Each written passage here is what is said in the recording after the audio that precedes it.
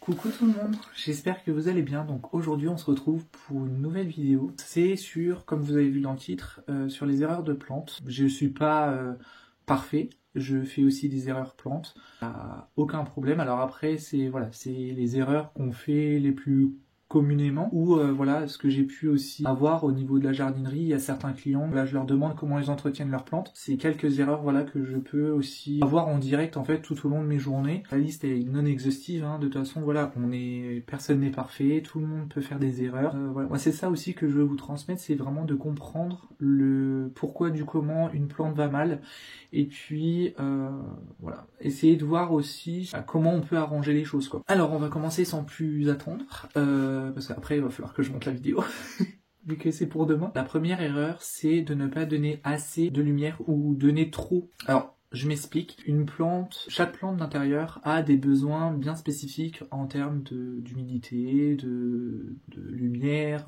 d'arrosage, etc., etc. La lumière, c'est ce qui sert à faire la photosynthèse sur les plantes. Une plante qui vit dans le noir H24 ne survivra jamais. Alors la partie pas assez de lumière, si vous êtes exposé nord, par exemple, comme moi, et que vous rapprochez pas forcément vos plantes de la fenêtre, forcément ça ne va pas aller. Les plantes, elles vont s'essioler. Ça veut dire qu'elles font une feuille tous les... Qu'est-ce que je pourrais vous prendre comme plante ? Par exemple, je vais vous prendre le pothos néon que j'ai ici, donc qui est devant la lampe horticole. Donc vous voyez qu'il y a des nœuds avec les feuilles, il y a un petit interstice et il y a encore une feuille avec des racines aériennes. Donc ça, là c'est assez court parce qu'il y a suffisamment de lumière. S'il n'y a pas assez de lumière, la partie entre les nœuds va s'allonger. Donc du coup, votre plante sera moins touffue, moins jolie. Sinon, la plante, elle peut ralentir sa croissance. Ce qui veut dire que vous vous dites, ah mince, pourquoi ma plante, elle fait une feuille tous les 3 mois par exemple. Voilà, c'est peut-être aussi un souci de lumière. C'est possible. À ce moment-là, rapprochez votre plante des fenêtres. Si vous êtes exposé sud, exposé est, ouest, normalement il n'y aura pas trop de problèmes par rapport à ça. Ensuite, il y a la partie où il y a trop de lumière. Parce que parfois, les plantes n'aiment pas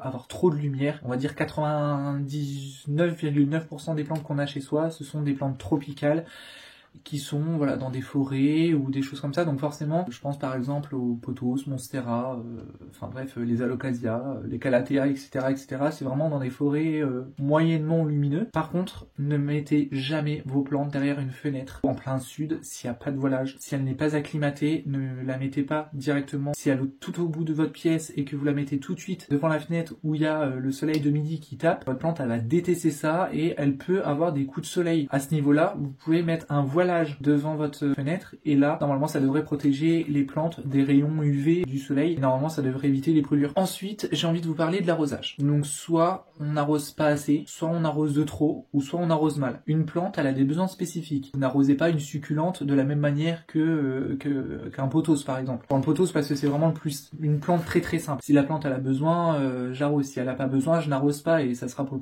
la prochaine tournée. Regardez aussi les spécificités de votre plante en termes d'arrosage. Un calathea, forcément, aura besoin d'être un peu plus arrosé qu'un alocasia ou qu'un pothos ou qu'un philodendron. Regardez bien les apports en eau que vous prodiguez à votre plante et ce que votre plante a besoin. Si vous arrosez trop, vous pouvez faire pourrir la plante. Si vous arrosez pas assez, elle va se dessécher et elle va finir par mourir. Ensuite, une erreur aussi que j'entends beaucoup, c'est les gens qui me disent, voilà, moi je ne rempote jamais ma plante, je ne la fertilise jamais, ou je rempote dans des pots trop grands. Pour le rempotage, on dit très souvent que le rempotage se fait au printemps et en été, quand c'est la croissance des plantes. En vrai, j'ai envie de vous dire, à l'intérieur, si vous avez des bonnes conditions, si vous avez une bonne lumière, vous arrosez normalement, vous pourrez rempoter toute l'année. Au même titre que de bouturer, vous pouvez bouturer toute l'année. Alors certes, ça prendra peut-être un peu plus de temps en automne et en hiver. Pour les personnes qui me disent qu'elles ne rempotent pas les plantes, rempotez vos plantes.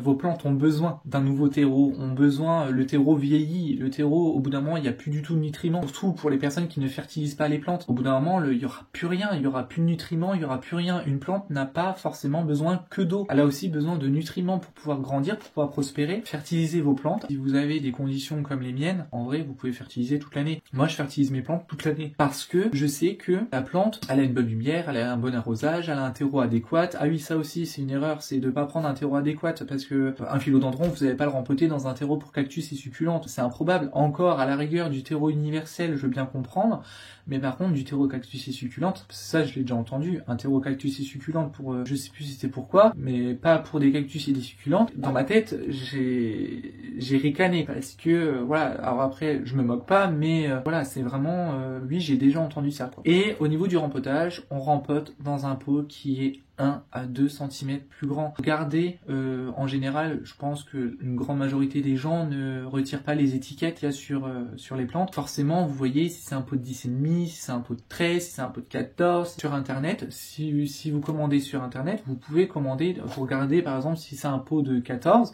vous pouvez regarder pour avoir un pot de 15. Après, si vraiment les racines, elles sont pas non plus de folie, là, vous pouvez au moins retirer la grosse majorité de la terre et rempoter dans le même pot. C'est tout à fait possible. S'il y a un pot qui est beaucoup trop grand, ou même un pot qui est trop petit, un pot trop petit, faudra rempoter en même pas un mois. Si c'est un pot trop grand, le problème qu'il peut y avoir, c'est que les racines, elles vont tellement se perdre dans le terreau que au final, la plante ne va pas boire et les racines vont pourrir parce que le terreau n'aura même pas le temps de sécher, même si c'est le substrat qui est adapté. Ce que je conseille vraiment, c'est si vous voulez vraiment donner un bon arrosage à votre plante, vous prenez votre plante, vous la mettez dans votre évier, dans votre baignoire, dans votre douche et vous les arrosez avec de l'eau à température ambiante. Il n'y a aucune plante qui adore avoir de l'eau froide ou de l'eau chaude sur la tronche. Voilà, si vous avez un petit arrosoir, il y a des petits arrosoirs comme ça qui prennent pas de place, vous pouvez avoir ça, vous remplissez et puis 24 heures avant vous mettez votre eau dans votre arrosoir et ensuite au bout de 24 heures vous pourrez arroser votre plante. Donc vous l'arrosez généreusement et ensuite vous laissez bien égoutter et ensuite vous remettez soit sur la soucoupe, soit dans le cache-pot. Et c'est tout. Après, s'il y a besoin d'arroser votre plante, vous portez votre pot. S'il est beaucoup plus léger que quand vous l'arrosez, le pot il est très léger, je vais peut-être arroser.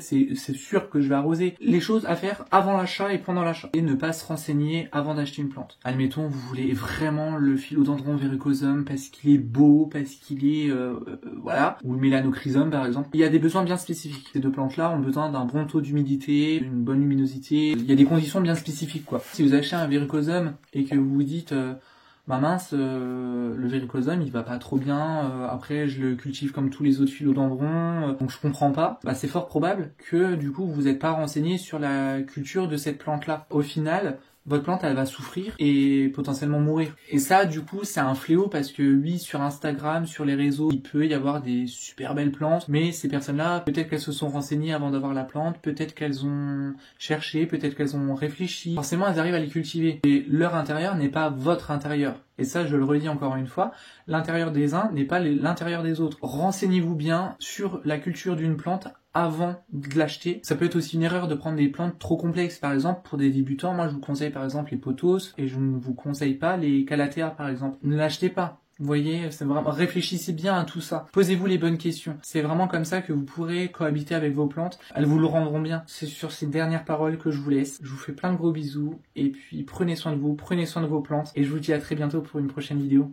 Salut!